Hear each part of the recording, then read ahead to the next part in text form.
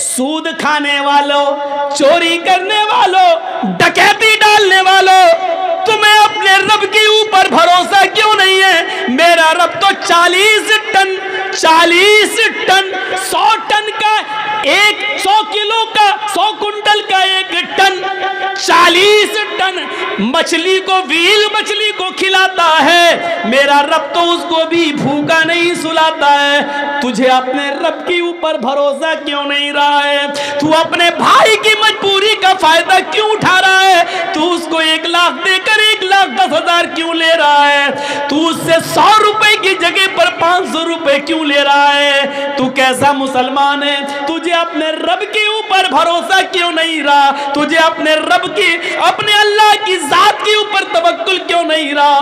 तो तवक्कुल कर, भरोसा कर। मेरा रब जब उस मछली को भूखा नहीं सोने देता है, तू तो अशरफुल मखलूकात है, तू तो अफजल है, तू तो सबसे बेहतर है, तू तो नमाज पढ़ने वाला और रोजा रखने वाला है, तू अपने रब को अच्छी तरीके से जानता है, तू मुसलमान भी है, ला इलाहा इल्लल्लाह पढ़ता भी है, तू नमाज का भी पाबंद है, फिर तुझे अपने रब के ऊपर भरोसा क्यों नहीं है? तू अपने रब के ऊपर भरोसा कर। अल्लाह कहता मेरे बंदो मेरे ऊपर वैसे ही भरोसा करो जैसे करना चाहिए, तो हम तुम्हें भी वैसे ही रिज्क देंगे, रोजी देंगे, जैसे हम चिड़ियों को देते हैं। वो सुबह उठती हैं तो भूखी होती हैं, लेकिन शाम को जब वो जंगलों से अपने घोंसलों में जाती है तो उनका पेट भरा हुआ होता है। हम तुम्हें भूखा उठाएंगे जरूर, लेकिन भूखा सुलाएंगे नहीं। तुम भरोसा तो करो मेरे ऊपर। हम तो मुसलमान हैं, हमें क्यों नहीं देगा?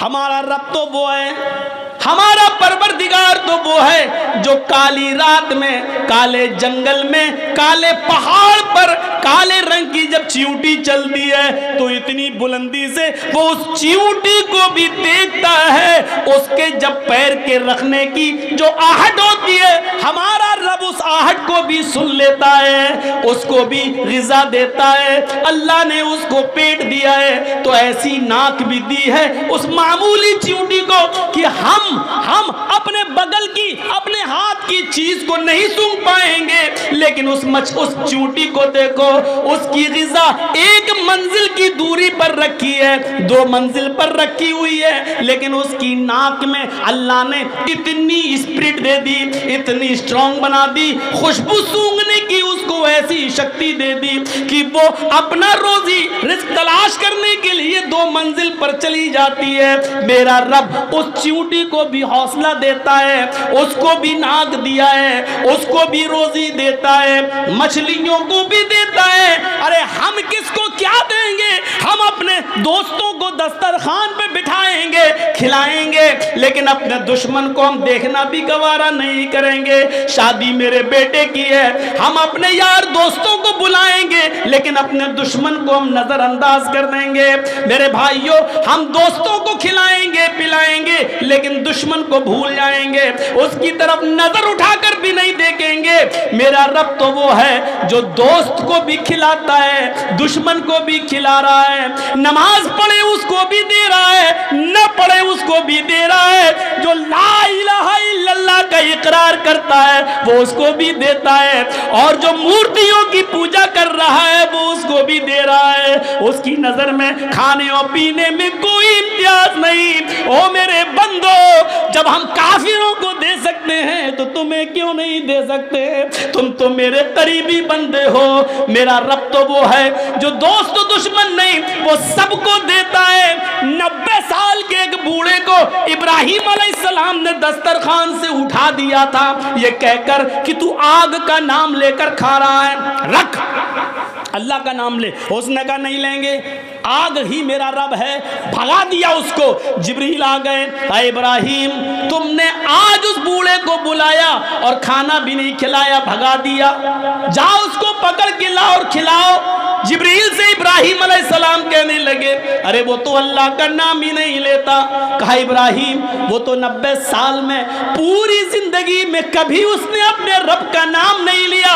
तुम्हारे दस्तरखान पर तो उसने आज अल्लाह का इनकार कर दिया, लेकिन वो तो 90 साल से नाम नहीं लेता। लेकिन तुम्हारा रब 90 साल से उस बूढ़े को खिला खिलाता रहा, उस बूढ़े को रोजी रोटी देता रहा, फिर तुम उस बूढ़े को दस्तरखान से कैसे भगा सकते हो? तुम्हारे रब की रहमत को ये गवारा नहीं है। जाओ बुला कर लाओ, पकड़ के लाओ। बुला के लाया, इब्राहिम अलैहिस्सलाम लाए और उस बूढ़े को खिलाया। कहा लो खाओ। कहा अब क्या हुआ?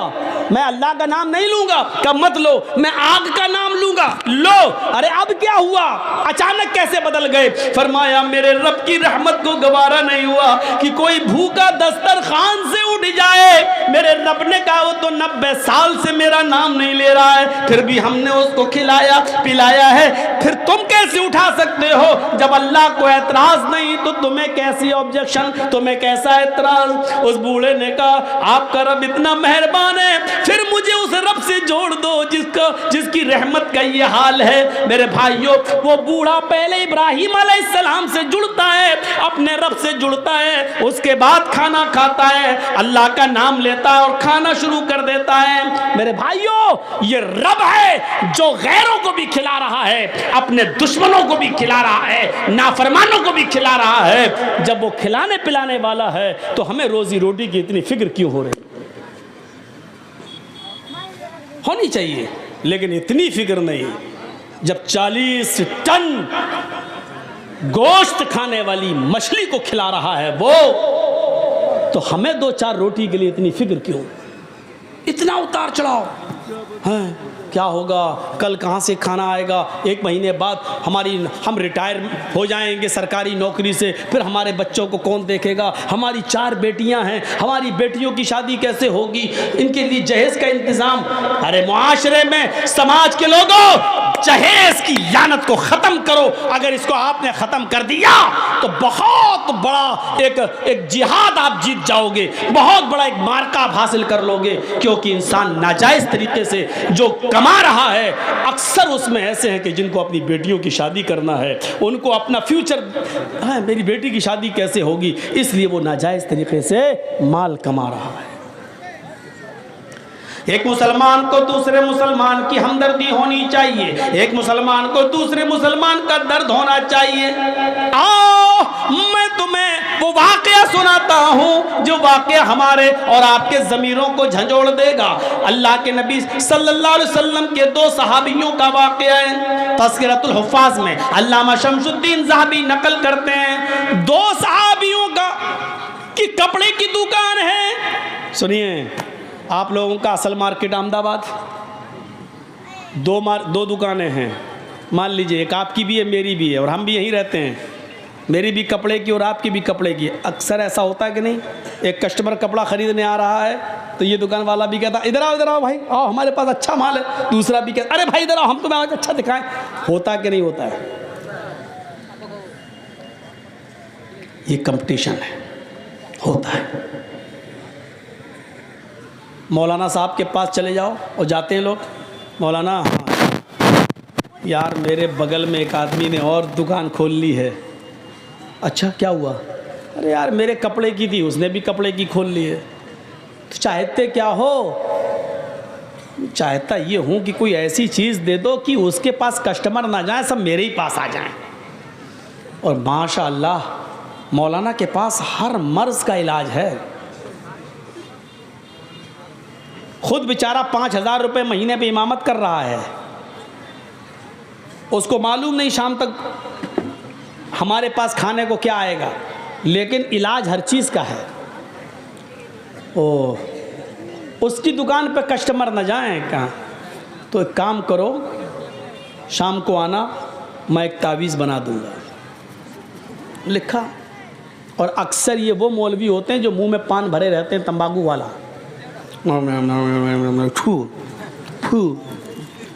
अपना लिख देंगे, तावीज़ बना देंगे, फूक फाक कर देंगे, कपड़े में लपेट लो। क्या हुआ? रात के अंधेरे में जब सब सो जाएं तो इस तावीज़ को उसकी दुकान के सामने थोड़ा सा गड्ढा खोद कर गाड़ देना। क्या होगा?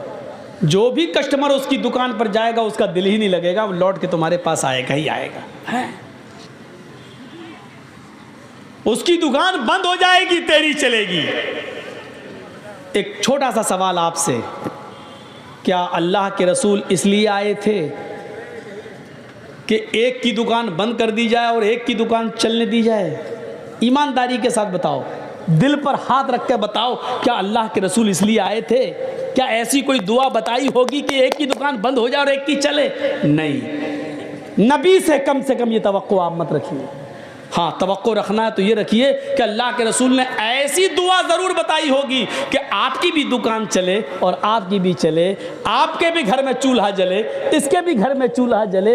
ऐसी दुआ की उम्मीद तो है, लेकिन ऐसी दुआ की उम्मीद नहीं है जो मौलवी ने दे दी है, उसकी दुकान के सामने गाड़ देना, उसके कस्टमर टूट कर तेरे पास आ जाएंगे।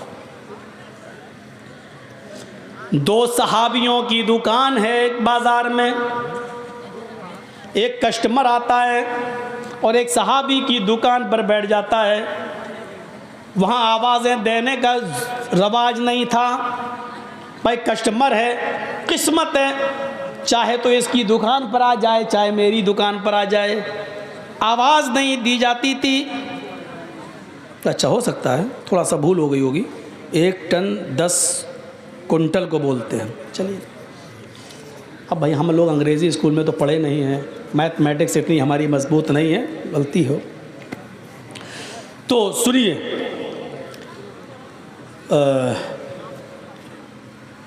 एक सहाबी की दुकान पर, उस ज़माने में ये चलता था, कोई आवाज़ नहीं देता था, इधर इधर इधर हम दिखा नहीं, अल्लाह पे भरोसा। ओहो, सहाबा का अमल देखिए।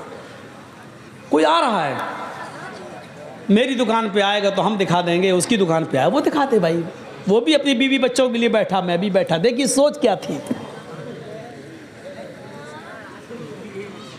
आया एक सहाबी दूसरे सहाबी की दुकान पर, कपड़ा बेचने वाले की, और आकर बैठ गया, कपड़ा दिखाया, पसंद आया, ले लिया।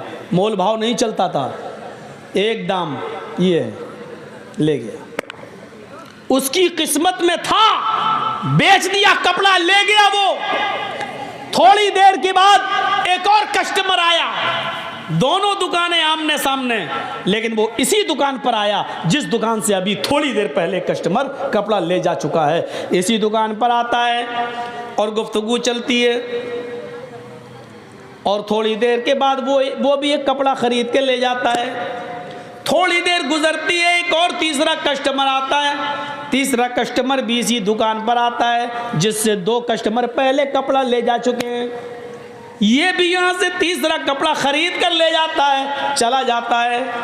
अब ये सहाबी जिसकी दुकान है सोच रहे हैं, अल्लाह हमारे पास 3 कपड़े बिक चुके हैं, हमारे घर आज चूल्हा जल जाएगा, हमें इतनी प्रॉफिट हो चुकी है कि हमारे बच्चे आज भूखे नहीं सोएंगे। थोड़ी देर के बाद चौथा कस्टमर आता है। न इस आदमी ने कहा कि भाई मेरे पास आने दो, तुम तो 3 कपड़े बेच चुके हो। नहीं, किस्मत है, तुम्हें अल्लाह ने 3 बिकवा दिए। मेरी किस्मत में होगा तो बिकेगा, वरना अल्लाह अगर तुम्हें दे रहा है और मैं जलूं तो ये अल्लाह की तकसीम से, अल्लाह की किस्मत से हम जलन हो रही है। नहीं नहीं। चौथा कस्टमर भी उसी दुकान पर आया, कपड़े की बातचीत करने लगा, लेकिन इस दुकानदार ने इस मर्तबा हमदर्दी जताते हुए कहा, भाई ये कपड़े हमारे बिक चुके हैं, 3 कस्टमर ये कपड़ा खरीद चुके हैं, अब हमारे पास स्टॉक में ये कपड़ा नहीं है। आपको इसी किस्म का कपड़ा और इससे भी अच्छा कपड़ा अगर ख़रीदना है तो मेरे पड़ोस में मेरे भाई की दुकान पर चले जाओ, इससे अच्छा कपड़ा आपको वहाँ मिल जाएगा, मेरे पास स्टॉक में ख़त्म हो गया। हालांकि था, लेकिन ये सोचकर कि मेरी तो इतनी इनकम हो चुकी है कि आज मेरे बीवी बच्चे खाना खा लेंगे, इस बेचारे का एक भी कपड़ा नहीं बिका है। अगर 1-2 कपड़ा ये भी बेच देगा तो इसके भी बीवी बच्चे आज खाना खा लेंगे, इसके घर में भी चूल्हा जल जाएगा। ये सोचकर उसने अपने पास आने वाले चौथे कस्टमर को कपड़ा नहीं दिया और कहा कि मुझसे भी अच्छा कपड़ा इस दुकानदार के पास है, जाओ वहां से ले लो। ये कस्टमर इस दुकान से उतरता है और दूसरी दुकान पे चला जाता है और वहां से कपड़ा खरीद कर ले जाता है। मेरे प्यारे साथियों, ये हमदर्दियां थी, एक दूसरे का दर्द था, एक दूसरे का की खैर ख्वाही थी लोगों के दिल में कि मेरे पास तो इतना बिक चुका है, इसका एक भी नहीं बिका है, अपना कस्टमर दूसरे के हवाले कर दिया करते थे, यहां तो दूसरे की दुकान पर आया हुआ कस्टमर छीन लेते हैं, उसको भी हड़प कर लेते हैं। दो तीन चीजें याद रखिए, दो तीन चीजें याद रखिए। एक आदमी का, एक नौजवान लड़के का किसी लड़की के साथ रिश्ता चल रहा है तो रिश्ते पे रिश्ता भेजना जायज नहीं। जब बात वहां फाइनल हो जाए उसके बाद भेजिए। अगर रिश्ता लगता है तो ठीक है, नहीं लगता तब आप भेजिए। ऐसा नहीं कि एक की बातचीत चल रही है आप अपना ठोंक दो। वो अरे वहां छोड़ो यार, मेरा बेटा डॉक्टर है, अब उसने वहां छोड़ दिया, डॉक्टर है, हाँ डॉक्टर, चलो इसको कर दें। ये गलत है, नाजायज है, हराम है इस्लाम के अंदर। जब तक एक जगह बात चल रही है चलने दो। इसी तरीके से दो चार दुकानें आसपास किसी की हैं तो आवाज देकर बुलाना, ये इधर आ, नहीं नहीं, वो आदमी जिसकी दुकान पे आना चाहे आ जाए, किस्मत। हाँ, एक जगह अगर वो बातचीत चल रही है तो दोबारा नहीं ठोकना चाहिए ना, साहब इधर आओ, उससे हमारे पास उससे भी अच्छा है। नहीं, जब तक उधर से फाइनल ना हो जाए और जब वो वहां पसंद ना आए, उतर जाए उसकी दुकान से, तब आप ये कह सकते हो भाई साहब आइए मेरी दुकान पर भी आप देख लीजिए, शायद आपको मेरी दुकान का कपड़ा पसंद आ जाए। ये भी उसी तरीके से है। इसी तरीके से रिक्शे वाले आपस में खड़े रहते हैं, हाँ साहब कहाँ जाओगे, वो बताओ कहाँ जाओगे, एक से बात चल रही, दूसरा अपना रिक्शा लेके आ गया, हाँ भाई कहाँ जाना है, बोलो बोलो। नहीं, जब तक उससे फाइनल ना हो जाए तुम अपने सवारी अपना रिक्शा लेके नहीं आ सकते हो, वरना नाजायज तरीके से माल का खाना हो जाएगा। हमें हमदर्दी अपनाना है, हमें हमदर्दी देखना है, हमें एक दूसरे की हमदर्दी हमारे दिलों में पैदा होना चाहिए। या इन्नमल मुमिनूना इख्वा, मोमिन तो मोमिन के लिए भाई होता है, एक मुसलमान तो दूसरे मुसलमान के लिए भाई होता है। मेरे भाइयों, एक चीज और बता दूं, एक होता सगा भाई और एक होता ईमानी भाई। आओ एक नई चीज आपको बताता हूं। मैं और मेरा ये भाई सगा है, बाप एक माँ एक, दोनों एक माँ बाप की औलाद हैं, इसको क्या बोलते हैं, सगा हकीकी भाई। और एक वो है कलमा पढ़ लिया ला इलाहा इल्लल्लाह, आप हिंदू हैं या मुसलमान हैं या सिख हैं या ईसाई हैं और आप इस्लाम ले आए, अशहदु अल्ला इलाहा इल्लल्लाह व अन्ना मुहम्मदन अब्दुहु व रसूलुहु, तो आप भी हमारे इस्लामी भाई हो गए। ये क्या हुआ, इस्लामी भाई, ये हकीकी भाई, ये इस्लामी भाई। सुनिए, इन दोनों में बड़ा रिश्ता कौन सा है, एक हकीकी भाई और एक इस्लामी भाई।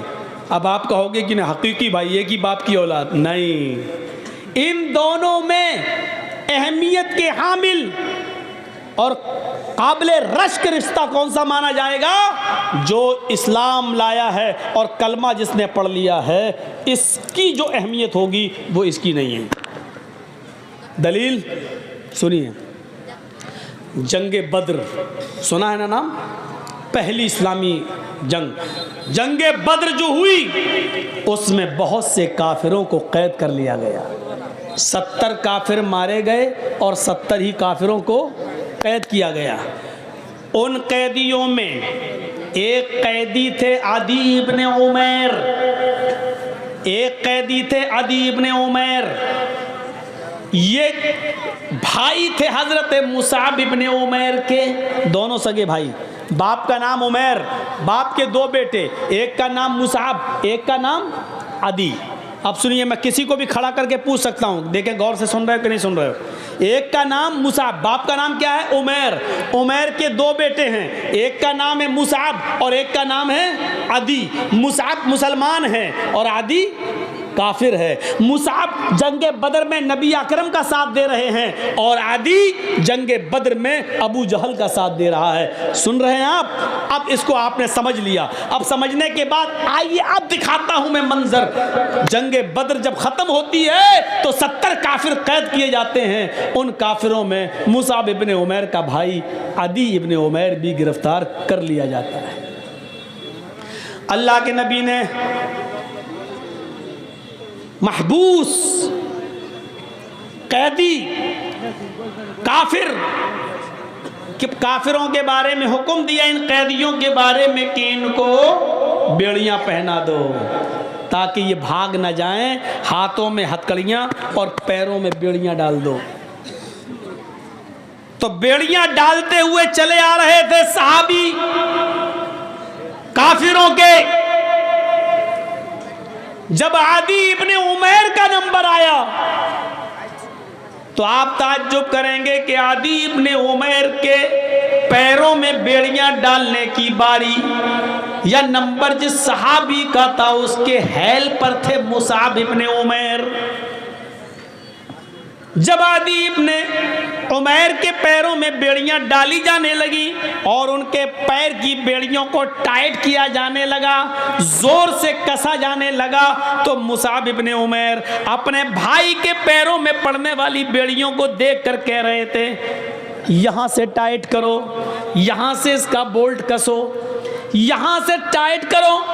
तुम नहीं जानते ये आदि बड़ा शातिर है, ये लोहे की कील से ताला तोड़ लेता है, ये बड़ा माहिर है ताला तोड़ने में, धोखा खा जाओगे। यहां से टाइट करो, यहां से लूज करो, यहां से कसो, यहां से बोल्ट और नट इसका टाइट करो। ये मशवरा दे रहे थे सहाबी को अपने भाई आदी के बारे में। आदी ने जब ये सुना और समझ लिया कि मेरा भाई मुसाब इतनी जगहों से मुझे टाइट करवा रहा है कि अब मैं ताला तोड़ ही नहीं पाऊंगा, रात में भाग भी नहीं सकूंगा, तो आदी इब्ने उमैर को गुस्सा आता है और चीख कर कहता है, आए मुसाब, शर्म आती है आज तुझे भाई कहने में। आदी ने कहा, शर्म आती है तुझे आज भाई कहने में, तेरे भाई के पैरों में बेड़ियां डाली जा रही हैं और तू मशवरा दे रहा है कि यहां से टाइट करो, यहां से कसो, यहां से और जोर से इसको टाइट कर दो। कैसा भाई है तू, शर्म नहीं आई? तेरी रगों में मेरे बाप का ही खून दौड़ रहा है, जिस बाप का खून तेरे रगों में उसी बाप का खून मेरी रगों में है, फिर भी तुझे शर्म नहीं आई और अपने भाई के पैरों में बेड़ियां डलवा रहा है और खड़ा होकर ये मंजर देख रहा है तू। मुसाब इब्ने उमैर जोरदार और शानदार अल्फाज में जवाब देते हैं, खामोश, आए आदि चुप, आए आदि खामोश, एक लफ्ज भी मुंह से नहीं निकलना चाहिए। तब पता चलता है बेड़ियां कसने वाले को, सहाबी को, ये मुसाब इब्ने उमैर और आदि तो एक दूसरे के भाई हैं। कहा चुप, क्या कहता है तू मेरा भाई है? हाय आदि, ये सच है कि तेरा बाप उमैर है, मेरा बाप भी उमैर है। ये सच है कि जो तेरी माँ है वो मेरी भी माँ है। ये सच है कि तेरी रगों में उमैर का खून है तो मेरी रगों में भी उमैर का खून है। ये सब सच है, लेकिन आज सुन, भाई जहां तक होने का मामला है तो तू मेरा भाई नहीं है। जबकि आप देखिए, माँ एक बाप एक, तो भाई भाई हुए, लेकिन मुसाब क्या कह रहे हैं, हाय आदि तू मेरा भाई नहीं है। आदि ने कहा, मैं तेरा भाई नहीं हूं, बाप एक है, माँ एक है, और फिर भी तू कह रहा है कि मैं तेरा भाई नहीं हूं। अगर मैं तेरा भाई नहीं हूं तो कौन है तेरा भाई? हजरत मुसाब इब्ने उमैर कहते हैं, मेरा भाई वो है जो तेरे पैरों में बेड़ियां डाल रहा है, यानी जो नबी का सहाबी तेरे पैरों में बेड़ियां डाल रहे हैं और उसको कस रहे हैं, मेरा भाई वो है। इसलिए वो मेरा भाई है क्योंकि उसने कलमा पढ़ा है, अशहदु अल्ला इलाहा इल्लल्लाह व अशहदु अन्ना मुहम्मदन अब्दुहु व रसूलुहु। इस कलमे की बुनियाद पर जो उस भाई का मकाम मेरे दिल में, वो तेरा नहीं है, इसलिए कि तेरी रगों में सिर्फ मेरे बाप का खून दौड़ रहा है लेकिन ईमान नहीं है, और मेरे भाई की रगों में अगरचे मेरे बाप का खून नहीं है लेकिन इस्लाम गर्दिश कर रहा है, ईमान गर्दिश कर रहा है। इस्लाम लाने के बाद, ईमान लाने के बाद जो अहमियत मेरी इस सहाबी की मेरे दिल में है, वो तेरी अहमियत मेरे दिल में नहीं है। तू मेरा भाई नहीं है, मेरा भाई वो है जो तेरे पैरों में बेड़ियां टाइट कर रहा है। ऐसा जवाब कहां सुनने को मिलेगा? एक मुसलमान इस्लाम लाने के बाद, कलमा पढ़ने के बाद उसका जो मकाम हमारी नज़र में होना चाहिए, सगे भाई अगर वो काफिर है तो उसकी अहमियत भी उतनी नहीं होनी चाहिए जितनी उस मुसलमान की जो इस्लाम लाया है और कलमा पढ़कर मुसलमान हुआ है, उसकी अहमियत हमारे दिल में होनी चाहिए। हम नजर डालें अपने समाज पर और सोसाइटी पर, क्या ये मकाम और मर्तबा हम अपने मुसलमान को देते हैं? यहाँ तो ये सूरत हाल है कि हम घर में घुसते हैं और पड़ोस के मकान से अगर कुकर की सीटी बजती है तो हम खुशबू सूंघते हैं कि क्या पक रहा है, और खुशबू से अंदाज़ा लगा लेते हैं कि अच्छा मेरे घर में दाल पक रही है और इसके घर में गोश्त। मैं नीचे जा रहा हूँ, ये तरक्की। आज हम अपनी परेशानी, अपने दुख से इतना परेशान नहीं है जितना दूसरे के सुख से और दूसरे के आराम से हम परेशान हैं। ये आगे क्यों बढ़ रहा है, ये तरक्की क्यों कर रहा है, ये आगे क्यों जा रहा है, आज हम उससे परेशान हैं। मैं नाम नहीं लेना चाहता, हमारे इटावे ही का एक मौलवी है, मुझे बर्बाद करने के लिए, मुझे नेस्तो नाबूद करने के लिए और मेरी हस्ती को मिटाने के लिए उसने इतना रुपया खर्च किया है, इतना रुपया खर्च किया है कि उसने खुद अपने आप को बर्बाद कर लिया है।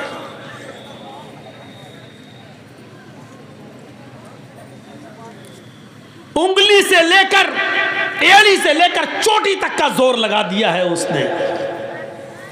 आज ये सूरत हाल है कि वो इटावा छोड़कर किसी दूसरी जगह नहीं जाता है, डरता है कहीं ऐसा ना हो कि जर्जीस के चाहने वाले कहीं मुझ पर हमला ना कर दें, कहीं मेरे ऊपर आक्रमण ना कर दें। ये सूरत हाल हो चुकी है उसकी। लेकिन याद रखिए, कोई किसी को बर्बाद कर देने से बर्बाद नहीं होता है। जो आदमी किसी का पीछा कर रहा है उसको बर्बाद करने के लिए, वो ये सोच ले कि हम जिसके पीछे भाग रहे हैं उससे ज़्यादा हम थक रहे हैं। मसलन हम आपको पकड़ना चाहते हैं, आप भाग रहे हैं, तो हम आपसे भी तेज़ भागेंगे तभी आपको पकड़ पाएंगे। तो आप तो भाग रहे हैं, मुझे आपको पकड़ना है तो आपसे भी ज़्यादा तेज़ हम भागेंगे, तो जाहिर है कि आपसे ज़्यादा हम थक जाएंगे, आपसे ज़्यादा हम थक जाएंगे। ये इंसान नहीं समझ रहा है। आप जिसको बर्बाद करना चाहते हो वो आदमी तो बर्बाद हो ही रहा है, अपना पैसा खर्च कर ही रहा है, लेकिन आप जिसको बर्बाद करना चाहते हो उसको बर्बाद करने के लिए आप उससे भी ज़्यादा पैसा खर्च कर रहे हो। जर्जीत साहब से पुलिस 100 रुपये ले रही है, लेकिन आप जर्जीत साहब को पकड़वाने के लिए पुलिस को 1000 रुपये दे रहे हो।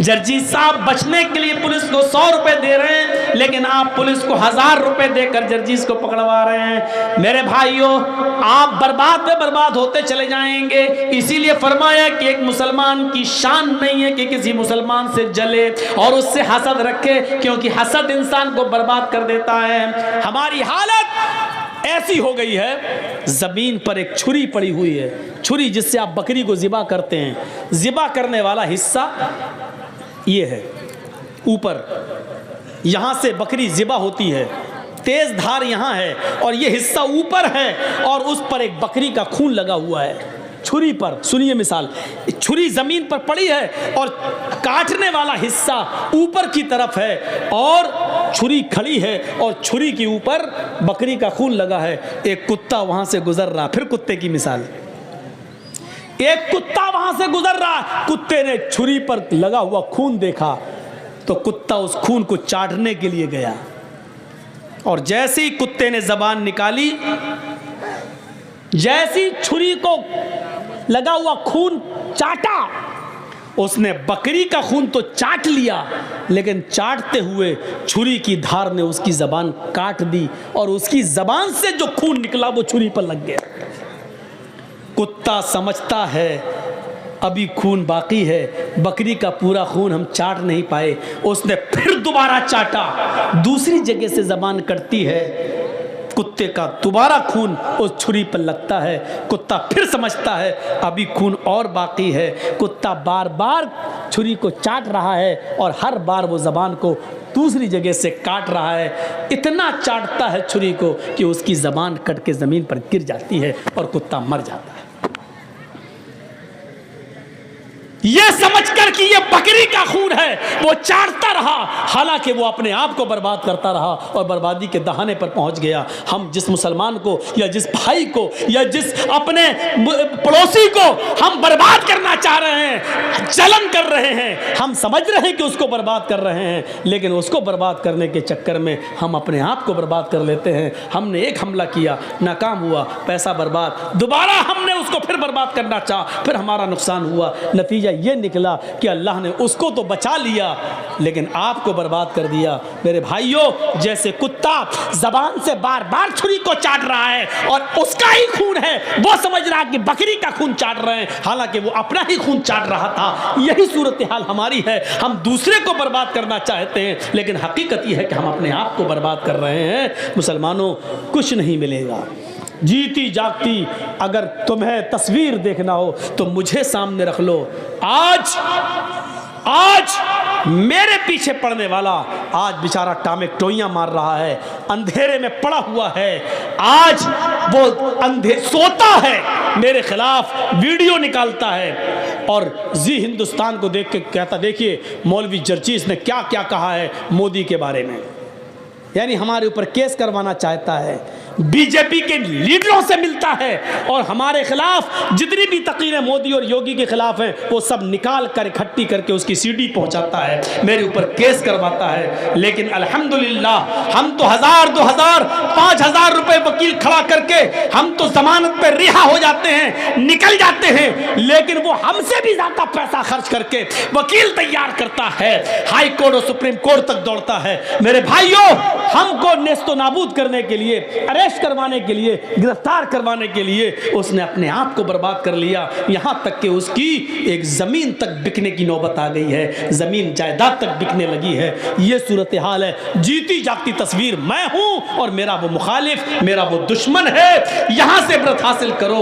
अल्हम्दुलिल्लाह वो जितना मुझे प्रोग्रामों से रोकना चाहता है, मेरे पास डेटें खाली नहीं है, हम दे नहीं पाते हैं किसी को प्रोग्राम। रमजान तक एक डेट हमारे पास खाली नहीं है। मुझे अफसोस होता है कि लोग आते हैं बेचारे मिलने और हम डेट नहीं दे पा रहे हैं। ये सूरत हाल है, क्योंकि हम सिर्फ बिहार और बंगाल ही के लिए नहीं है, हमें हैदराबाद, आंध्रा भी देखना होता है, हमें हरियाणा भी देखना होता है, हमें राजस्थान भी जाना होता है, हमें दिल्ली भी जाना होता है, हमें महाराष्ट्र भी देखना होता है, हमें पंजाब भी देखना होता है। हमारे पास बहुत से स्टेट, हमें हर जगह बुलाया जाता है, इसलिए हर जगह का एक एक कोटा होता है, इसलिए मजबूर हैं। बिहार में अगर मुझे महीने में 5 देना है तो 5 ही दूंगा, 6 नहीं दे सकता। बंगाल में अगर महीने में 5 देता हूं तो 5 ही दूंगा, 6 नहीं दे सकता, क्योंकि हर जगह का अपना एक कोटा होता है। तो मेरे भाइयों, मजबूर होते हैं हम कि जब 10 प्रोग्राम हमारे बुक हैं तो 11वां वाला बेचारा मायूस होकर जा रहा है, लेकिन मजबूर हैं, हमें और भी जगह जाना है।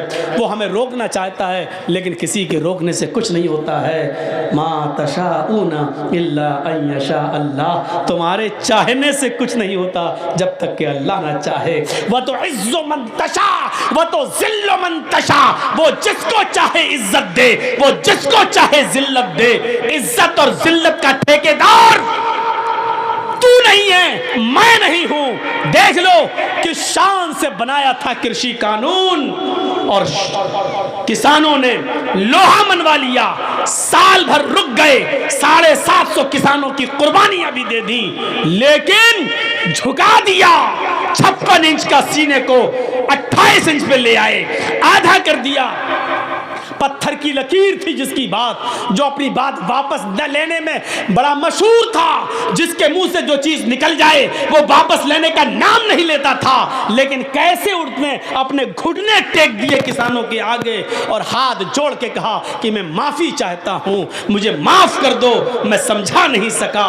कहां वह तो इज्जो मन तशा, वह तो जिल्लो मन तशा। इज्जत और जिल्लत का मालिक मोदी नहीं है, इज्जत और जिल्लत का मालिक योगी नहीं है, इज्जत और जिल्लत का मालिक इमरान खान नहीं है, इज्जत और जिल्लत का मालिक सलमान किंग सऊदिया का बादशाह नहीं है। इज्जत और जिल्लत का मालिक अल्लाह रब्बुल आलमीन है। वो जिसको चाहे इज्जत दे, जिसको चाहे जिल्लत जलील करे। इस बात का अकीदा अपने अंदर रखिए, कुछ नहीं होगा, कुछ नहीं होगा। मेरे भाइयों, क्या था हमारे अंदर, कौन सी चीज थी? आज इस पोजीशन पे हूं कि बड़े बड़े एमएलए, बंगाल में चुनाव जीतने के बाद, ममता की सरकार दोबारा आने के बाद आज ये पोजीशन है कि हाथ जोड़ के खड़े होते हैं, दरवाजे तक लेने आते हैं, बिठा रहे हैं, अपनी गाड़ियां दे रहे हैं, पहुंचा रहे हैं। जो कभी जिनके पास टाइम नहीं था बात करने का, वह तो इज्जो मंतशा वह तो जिल्लु मंतशा। आज हमारा विरोधी, आज हमारा मुखालिफ ये समझ रहा है, डर रहा है।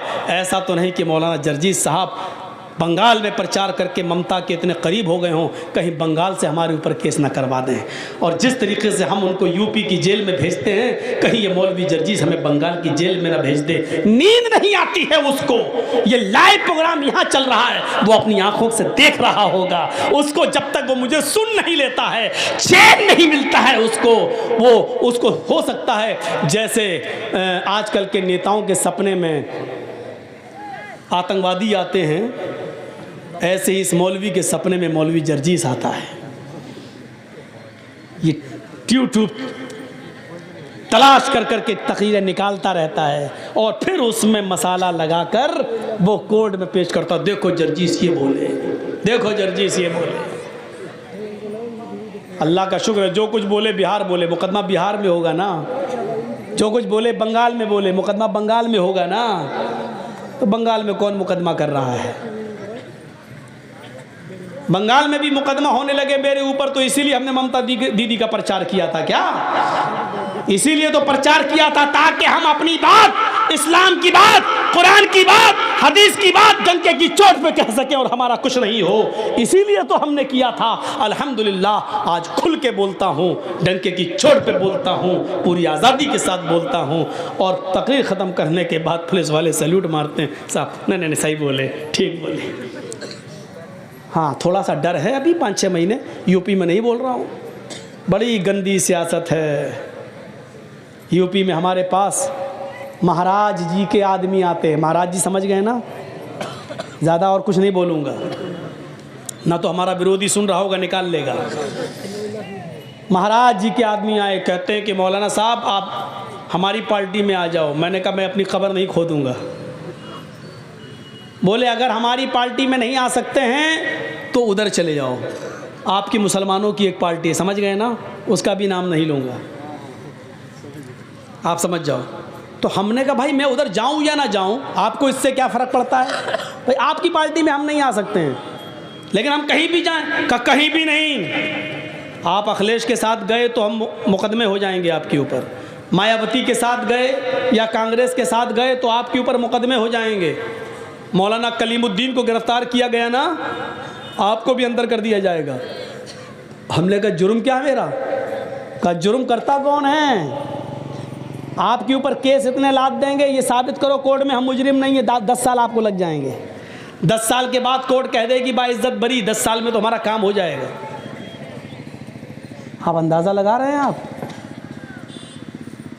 ये हालत है। अब इस प्रेशर में और इस दबाव में बताओ मैं यूपी में क्या बोलूँगा? हमें इसी चीज़ की आज़ादी चाहिए थी जो अल्हम्दुलिल्लाह मुझे बंगाल के अंदर मिली, और मुसलमानों ने वहाँ गलती नहीं की, वरना गलती तो बहुत करने की कोशिश की गई, करवाने की कोशिश की गई। एक साहब उठे थे, वो कौन से थे, क्या नाम था उनका, फुरफरा शरीफ वाले, देखा ना, अब नाम नहीं लूंगा, वैसे इतना समझो, उठे कितना गेम खराब करने वाले थे वो बेचारे। एक हमारे भाईजान थे बेचारे, वो भी आए, पूरी प्लानिंग थी यहाँ पर किसी तरीके से बीजेपी आ जाए, पूरी प्लानिंग थी। अल्हम्दुलिल्लाह मैंने तकरीरें कर करके बड़े नुकसान से बचने के लिए छोटा नुकसान कर दो। डिलीवरी हो रही है बीवी की, माँ या बच्चे में से किसी एक को बचाया जा सकता है, माँ को बीवी को बचा लो। बच्चा अगर मर रहा है तो जाने दो, बीवी रहेगी तो बच्चे और भी आ जाएंगे। ये कह कहकर मुसलमानों की खोपड़ियों में हमने भरा और लोगों को एक किया, एक प्लेटफार्म पे लाए। अल्हम्दुलिल्लाह हमसे यूपी का एक पत्रकार मीडिया वाला पूछता है आप बंगाल में प्रचार, बंगाल वाले आपकी बात समझते हैं? मैंने कहा बंगाल से ज़्यादा तो कहीं समझते ही नहीं है मेरी बात।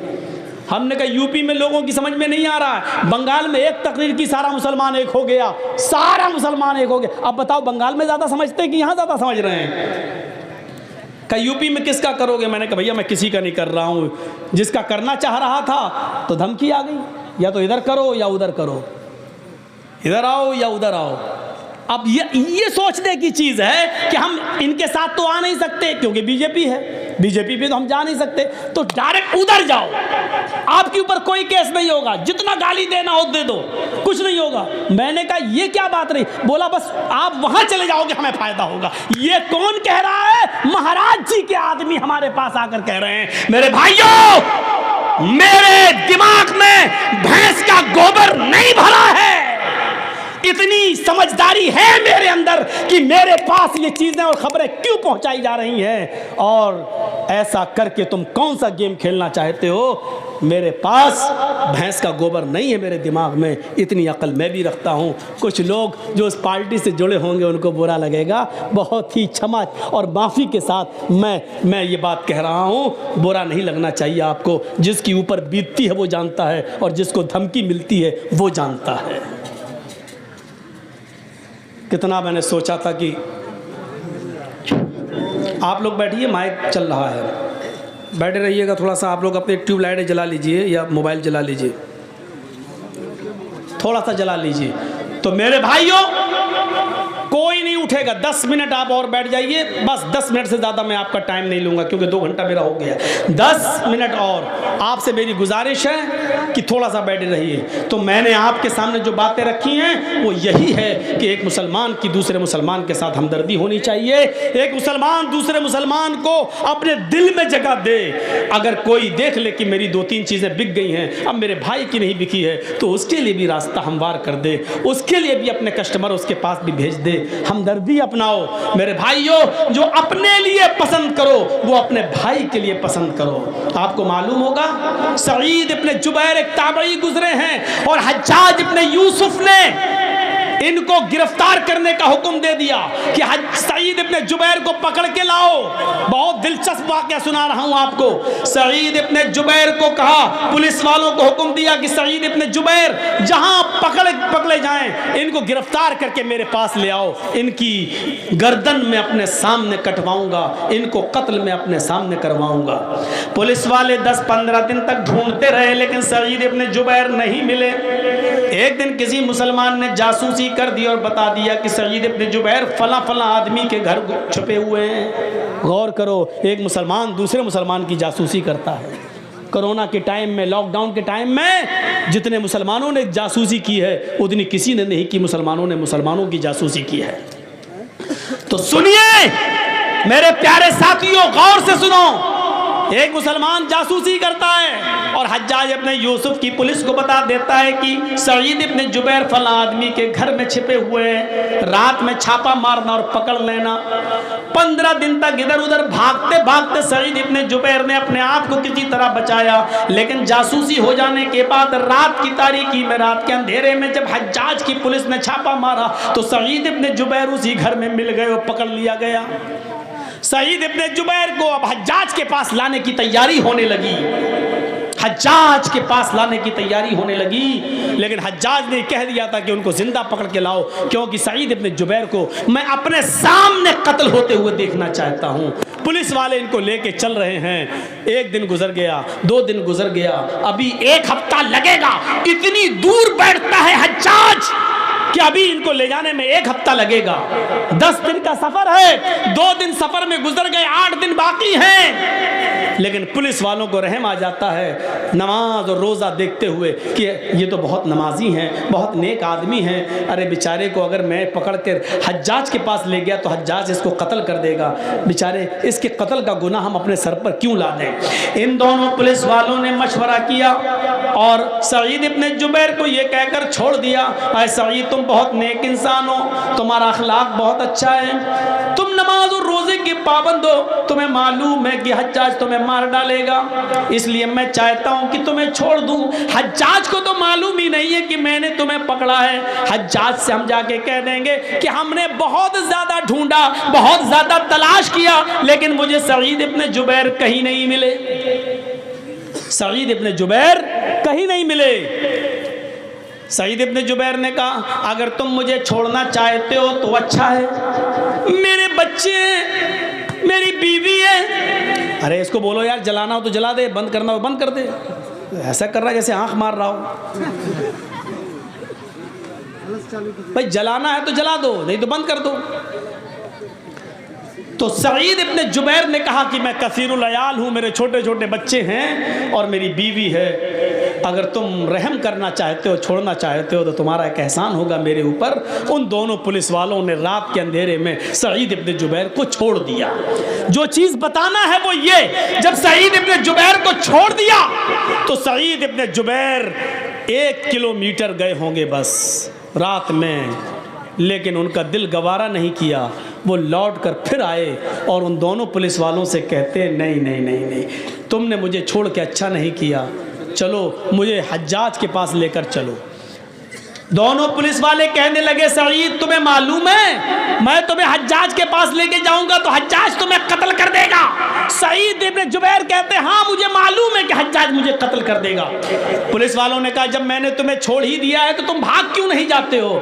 सईद इब्न जुबैर कहते हैं कि मैं भागने के लिए तैयार था, लेकिन 1 मील दूर जाने के बाद मैंने सोचा कि जिस जासूस ने मेरी मुखबिरी की है और तुम्हें यह बताया कि मैं फला घर में छिपा हूं और तुमने मुझे पकड़ लिया, उस जासूस को यह मालूम होगा कि तुमने मुझे पकड़ा है, तुम मुझे छोड़ रहे हो। वो कल हज्जाज को बता सकता है कि मैंने तो इन दोनों पुलिस वालों को सईद इब्न जुबैर को पकड़वाया था। सईद इब्न जुबैर पकड़ लिए गए, फिर इन दोनों ने उसको रास्ते में छोड़ दिया। तो आए पुलिस वालों, जब उस जासूस के जरिए हज्जाज को ये बात पता चलेगी कि तुम दोनों ने मुझे छोड़ दिया है तो फिर हम तो चले जाएंगे, बच जाएंगे, लेकिन हमें छोड़ने के बदले में तुम दोनों की गर्दन उड़ा दी जाएगी। हज्जाज बड़ा जालिम है, तुम दोनों को कत्ल कर देगा और यह अच्छा नहीं है कि मैं अपने आप को बचाने के लिए तुम दोनों की जिंदगी को खतरे में डालूं। हम अल्लाह के नबी की हदीस पर अमल करते हैं, जो अपने लिए पसंद करता हूं वही आपके लिए, जब हम अपने लिए मौत पसंद नहीं करते हैं तो आपके लिए क्यों करूं? ऐ पुलिस वालों, मैं तो बच जाऊंगा लेकिन मेरी जगह पर तुम दोनों कत्ल कर दिए जाओगे, इसलिए मुझे हज्जाज के पास ले चलो। मैं नहीं चाहता हूं कि मेरी जान बच जाए और तुम दोनों को कत्ल कर दिया जाए। पुलिस वालों ने फिर भी समझाया, लेकिन हज्जाज सईद इब्न जुबैर नहीं माने और फिर दोनों पुलिस वाले सईद इब्न जुबैर को लेकर हज्जाज के पास आए। हज्जाज ने खाना खिलाया, पानी पिलाया, नाश्ता कराया, उन्होंने 2 रकात नमाज पढ़ने की मोहलत मांगी। हज्जाज ने 2 रकात नमाज पढ़ने की मोहलत भी दे दी। उसके बाद खूनी चमड़ा बिछा दिया गया और सईद इब्न जुबैर के हाथ पीछे से बांध दिए गए और उनको घुटनों के बल गर्दन नीचे डालकर बिठा दिया गया। और हज्जाज इब्न यूसुफ का जल्लाद हज्जाज के सामने तलवार उठाता है और सईद इब्न जुबैर की गर्दन पे तलवार मार देता है और सईद इब्न जुबैर की गर्दन अलग हो जाती है। हज्जाज ने अपनी आंखों के सामने सईद इब्न जुबैर को कत्ल करवा दिया। बताने का मकसद ये था कि सईद इब्न जुबैर ने अपनी जान दे दी, लेकिन अपनी जान को बचाने के लिए उन 2 पुलिस वालों की जान खतरे में नहीं डाली है। ये मुसलमान होता है जो अपने आप को बचाए लेकिन अपने के बचाने के चक्कर में दूसरे को खतरे में डाल दे। मेरे भाइयों, ये मुसलमान नहीं होता है।